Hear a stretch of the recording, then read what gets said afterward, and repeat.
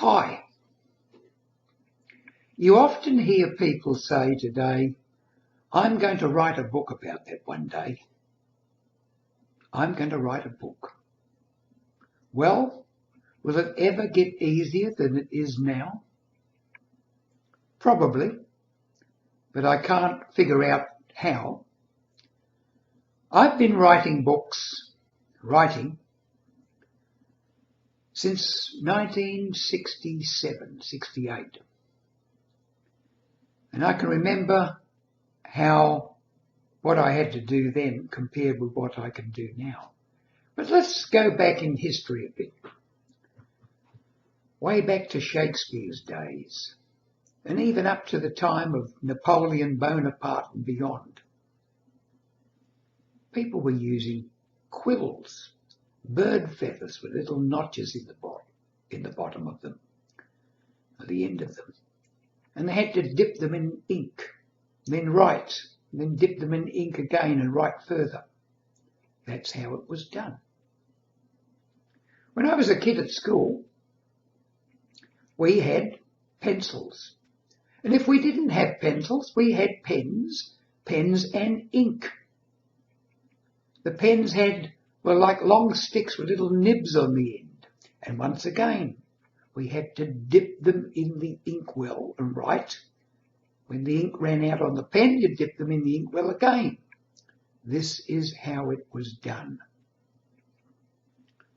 And that's how I began to write. Longhand with ink. But I had a fountain pen.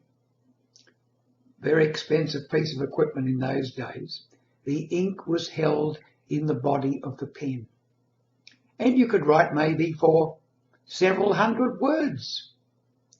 Maybe 1,000 words before the ink ran out and you had to fill it up again.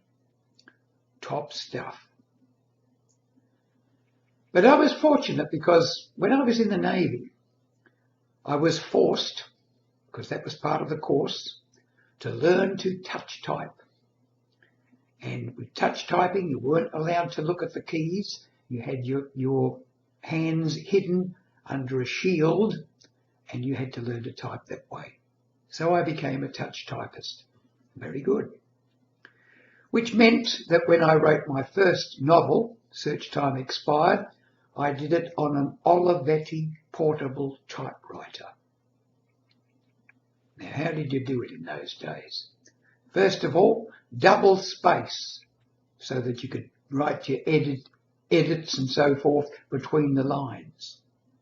Carbon paper so you could get a second copy. So it was a piece of paper, a bit of carbon and another paper. And you typed onto this. You did your first draft. And then you read it through. And then you corrected it. Then you took that paper out and you put more paper in. And more carbon and another piece of paper. And you typed it a second time. Very laborious. You might do 3, 4 drafts before you had the final draft ready to send off to a would-be publisher. And you knew full well that only about 1 in every 50, maybe 1 in every 100 books would be looked at and accepted. The power lay with the publisher. And even if you were successful in getting published, they got the lion's share of the money. You didn't get much. Then along came the electric typewriter. Wow. Bit faster, bit easier.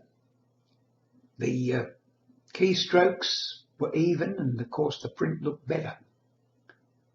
And then along came the personal computer, the PC with a word processor. Wow, this was great.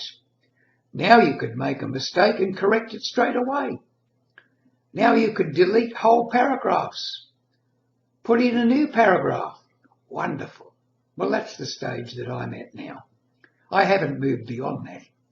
But I do know this, that there's word processing now where you can actually, as you type, as you speak, the words will come out. So we've come a long, long way. Imagine that. from the quill and ink to being able to talk into a microphone and have the words printed out. How easy it is today to write your so-called book.